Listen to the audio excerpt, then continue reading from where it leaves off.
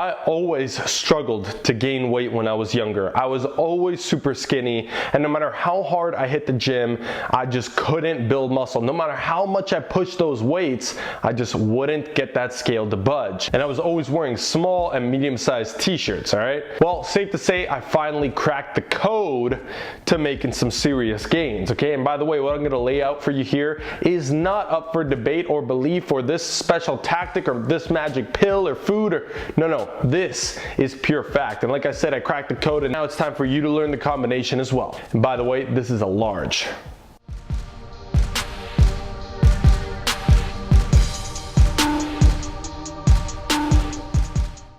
What's going on YouTube? It's your boy John Mango, and I'm back again repping Beyond the Iron. I drop weekly fitness content on you know what, you already know the damn drill, and if you're new, subscribe below. Stay until the end for a special program I put together that can help you achieve your results in the gym. But here we're going to talk mostly about things we're going to do outside of the gym in order to gain weight, because as I found out through my own experience, blasting those weights like I mentioned is not the way to do it. So if you're struggling, I'm going to break this down into 6 steps you can follow that are going to guarantee results for you as they did for me. And by the way, once I figured out this secret and I condensed it into this, I started sharing it with all of my skinny boys and girls, friends and whatever. I started sharing it with all the skinny boys and girls around the world to help them get to the results, which I originally made a series called Skinny Boy Solutions on certain recipes I did in order to achieve the things I'm going to talk to you about today. You can check that out up here. The first step is you have to track your calories because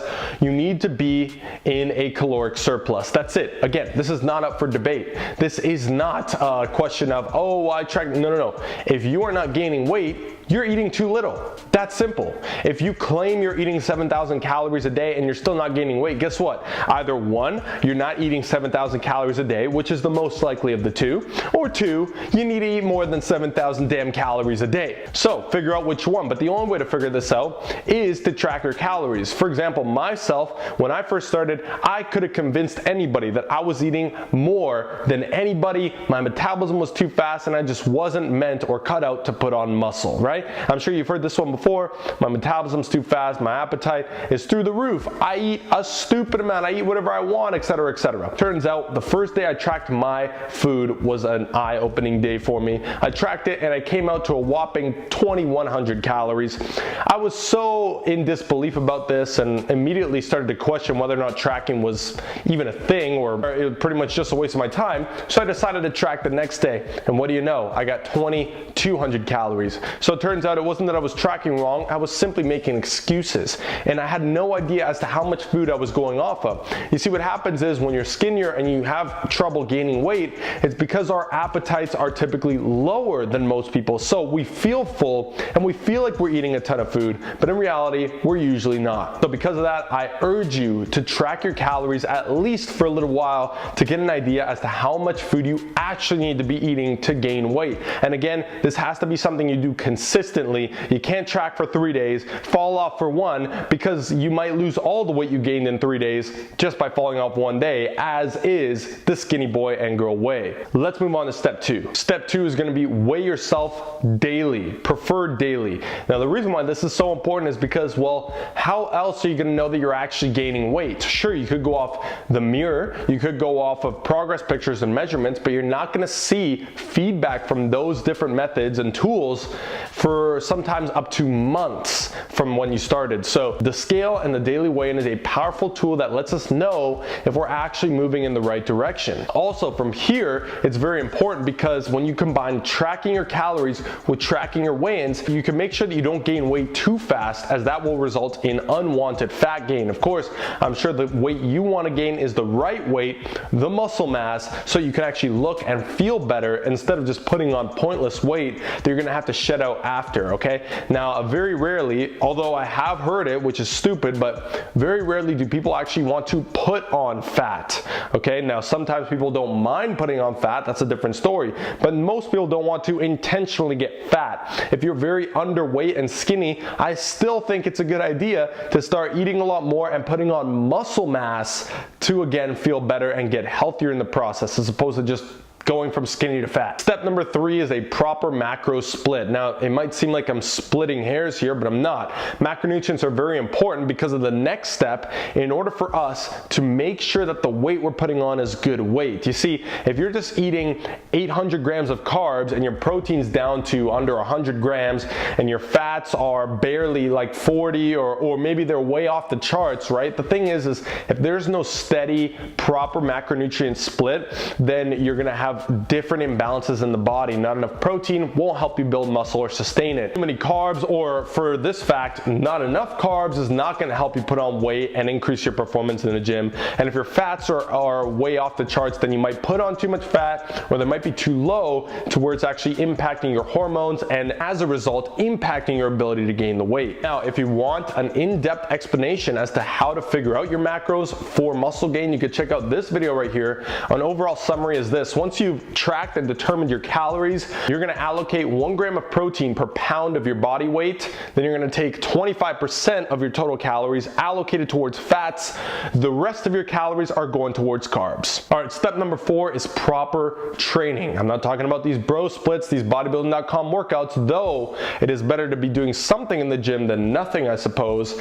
The reality is you want to make sure you learn how to train properly. Put together a workout program that is foundational and structured to your goals, your body, and your schedule. Now, if you want more information on that one, I'll link that video up top as well. But it's very important that you know how to train correctly. And of course, more importantly, that you train in general. You need to be working out, stimulating muscle growth, all the nutrition stuff I've been talking about and we'll cover going forward. It's all going to help with the muscle building process once you've stimulated those muscles. Not only that, but if you train and work out hard, you're going to increase your appetite and it's going to help you be able to eat more food. Now, if you want a quick summary of this, basically however many days you can work out per week. If you're a beginner, 3 to 4 days a week is good. If you're an intermediate, it could be 3 to 5 days a week. If you're advanced, obviously 5 or more, but I doubt whoever's watching this is advanced, okay? And from there, you're just going to structure the workout split. If it's 3 days a week, it's a full body split. 4 days is an upper lower split. If you want more details about this, I'll link that video up top as well. I just realized how many plugs I'm putting into this video, but hey, that's why I made those videos as well. All right, step number 5 is track and measure progress. This sounds obvious, but most people don't do it. I'm talking about all the means, the tools. On top of your daily weigh-ins, that's a great tool to measure progress daily. You want progress pictures, you want measurements, okay? And you want to track your workouts as well so you can see that performance is improving in the gym. Again, if you are gaining weight on the scale, if you're looking bigger, clothes are fitting tighter, but your workouts are not increasing in intensity, you're not improving in weight, and you're not getting better overall in there, then there's a very high chance that what you're putting on is not the right kind of weight. And so again, make sure that you take the time to track, make sure that you set days that you're gonna be taking progress pictures, taking measurements, so that we can dial in and make sure you're seeing the results that you should be. Like seriously, you should be going and putting this all into a Google Sheets spreadsheet, track all of your weights, track all of your workouts, track when you started, your measurements, all these things, have your goals in there as well. If you are serious about doing this, then you're gonna measure, because what gets measured gets managed, and what gets managed gets multiplied. And in this case, what gets multiplied is your damn gains. And ultimately, again, how will you know what to tweak, what to change, if you're doing things right or wrong, if you're not actually tracking it? So that's why everything that you've seen on this list is not up for debate and it's not up to belief. It is true fact. The simple fact is if you follow these things, you've got direct numbers, you've got feedback, you've got things right in front of you showing you that you're doing the right things. So if you follow these things and you're still not gaining weight, then there is a big issue and you're likely not tracking everything you could be. And step number 6 is do this for the next year. That's right, 1 year straight. You need time. Time is an important factor. Again, people are consistent for 1, 2, 3 weeks. You're not gonna see the results you want until 1, 2, 3 months. And even still, they're gonna be very, very small compared to 1 year. Okay, I've been at this game for about 10 years now, although I only started gaining weight about 4 or 5 years ago. So with that said, there is a long way for you to go. And if you're just starting out, you gotta be patient. There's gonna be times where it's hard. You might lose a lot of the weight that you put on, but don't get discouraged. You need to stick to it. And ultimately, again, this is a proven way to do it. You need to be consistent. You need to adhere to the program, and you need to make sure that you track this as accurately as possible, okay? I'm telling you this right now. There's plenty of tips, methods, programs out there on the internet, but this way is the only way to guarantee your results, okay? And that's pretty much it. Obviously, there's different intricacies as you go, adding cardio, sleep, recovery methods, timing, changing your workout program and splits, schedule, all that stuff. But this is the foundation. This is the bread and butter, and these steps will guarantee that you start gaining weight and start gaining the right weight fast. So if you're still here at this point, comment gains down below so I know who the real MVPs are and who the skinny boys and girls out there are that are actually going to see progress.